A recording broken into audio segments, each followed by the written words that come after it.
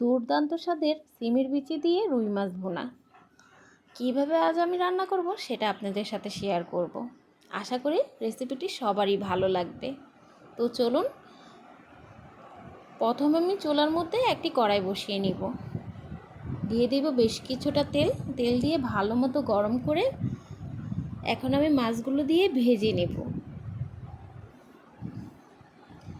এভাবে চাইলে বাসায় আপনারাও রান্না করে দেখতে পারেন, যারা যারা এখনও ট্রাই করেননি। খেতে কিন্তু খুবই মজা লাগে।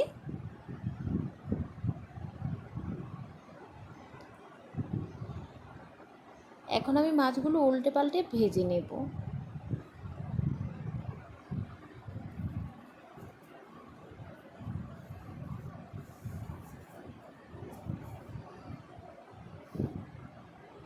এই পর্যায়ে ভাজা হয়ে গেছে। এখন আমি এক এক করে মাছগুলো উঠিয়ে নেব। এই একই তেলে পেঁয়াজ কুচি দিয়ে পেঁয়াজগুলোকে আমি হালকা করে ভেজে নেব।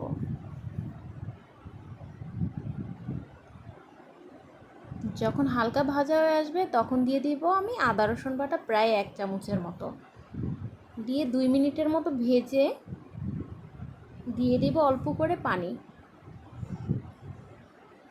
এখন আমি একে একে সব মশলা দিয়ে দেব। হলুদের গুঁড়ো, মরিচের গুঁড়ো, লবণ, ধনিয়ার গুঁড়ো দিয়ে 5 মিনিটের মতো আমি কষিয়ে নেব। যখন কষানো হয়ে আসবে তখন আমি সিমের বিচিগুলো দিয়ে নেড়ে চেড়ে আবার 5 মিনিটের মতো রান্না করে নেব।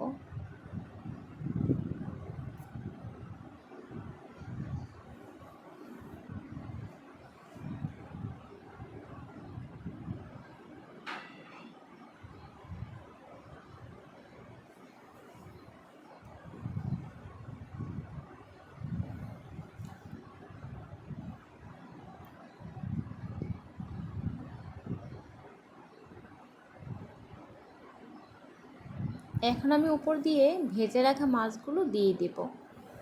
আপনারা চাইলে ঝোল দেওয়ার পরেও মাছগুলো দিতে পারেন, কিন্তু তরকারি কষানোর সাথে মাছগুলো দিয়ে একটু নেড়ে চেড়ে নিলে খেতে একটু ভালো লাগে। এখন আমি পানি দিয়ে দেব পরিমাপ মতো।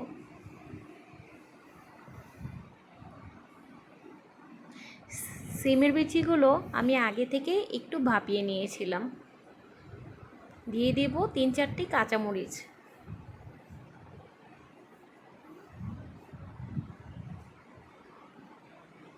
এই তো দেখেন রান্না হয়ে এসেছে আমার। নামানোর আগে অল্প করে আমি একটু লবণ দেখে নিব। দিয়ে দেব 1/2 চামচের মতো টালা জিরার গুঁড়া।